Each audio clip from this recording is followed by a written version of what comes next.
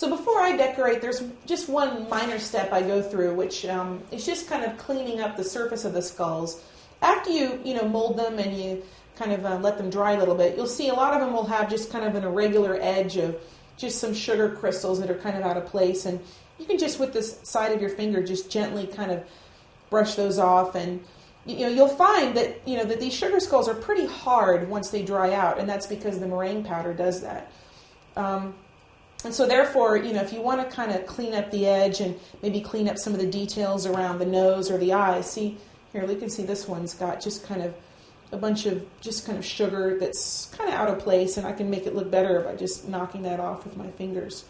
So really, I'm just sort of smoothing around the edge. It makes them more attractive. And kind of, once you do that, then they'll really be ready to kind of start, dressing them up a little bit with icing or little pieces of colored foil or paper, whatever you want to do. You can put names on them. So yeah, I'm just going to kind of clean these up. It's basically kind of like sanding, I guess, or just kind of knocking sugar off. Got one more to do. And there we go. Now these are kind of nice. I don't know if you can see in the camera, but the details on these are pretty well defined. I mean, I can see all the individual teeth, the eyes, the nose here. There's even kind of a crack in the skull that was in the mold. I don't know if you can see it on the camera, but those details come out because I did use the fine grain, the extra fine granulated sugar.